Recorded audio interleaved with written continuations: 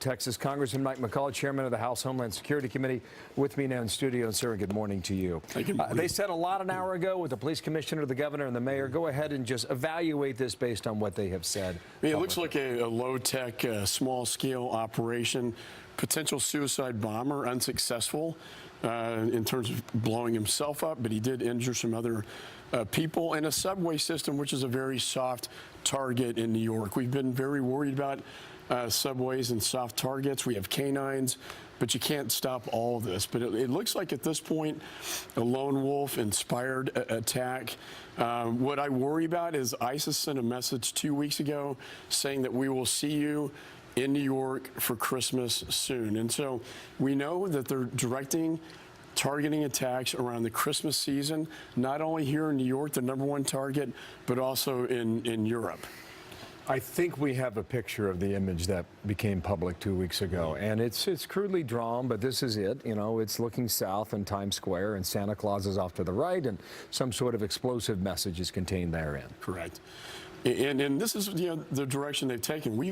We have defeated the caliphate, defeated ISIS in Iraq and Syria.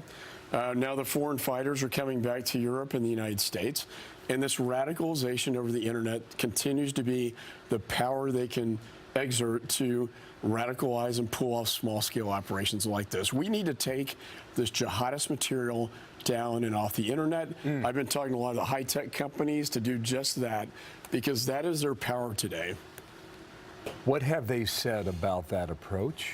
Well, the Google, Google, Facebook, how they can police it, how many people they will hire to do it. Google, Facebook, Twitter. This is what they use. And so 5 years ago, very reluctant. I think they know they have a moral responsibility to stop this jihadist material. Sermons of Al-Awlaki on every one of these devices that I come across. And we've made great progress now where they are starting to take down this information off the internet. But they're very savvy. They'll switch from one Twitter handle to the next.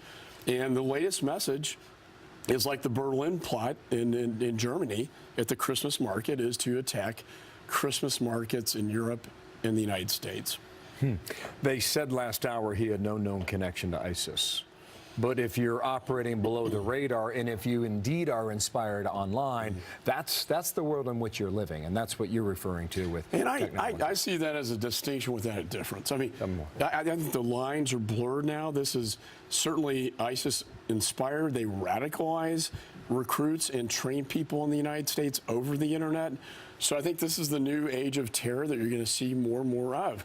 And a lot of it's more low-tech, like we saw the vehicle on Halloween. We see knives. We see small IEDs. I still worry about the crown jewel, and that's the computer laptop device, explosive device, that we know they can probably get on airplanes right now. I think that could be the spectacular event that they could accomplish. That is your biggest concern? That could be the largest and most spectacular terror event that we could see. Wow. There are three things. You've been in New York how many days on this trip? A couple days? Yeah. You go back to Washington this afternoon. Tonight, yeah. 3,000 police officers in the transit system every day. I'm just curious, like, what is your observation when you come to New York, especially this time of year, and the men and women in blue? They're the finest. The NYPD is the best police force in the country. They stand up where the federal government didn't help them. They have agents overseas, intelligence operators overseas helping. So I think NYPD are the finest. Should be proud to have them. They are in the subway systems, as are the canines. But like with this case, you can't stop everything. My point is they're visible. Very visible. In a way that probably, arguably, was not the case a year ago, the year before that. We consistently ramp up our security measures. You try to get over that Rockefeller Center Christmas tree, I mean, just pack a lunch, because sometimes it can take a long time to move your way through. Was there yesterday, and I think that's good though. I think people feel safer when they have that presence out there. They know what the soft targets are. They are present where the soft targets are. You saw the barricades going up after the Halloween vehicle attack.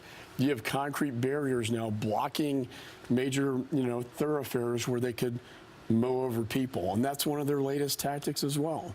I do believe they're getting a little more desperate, but it's still a threat.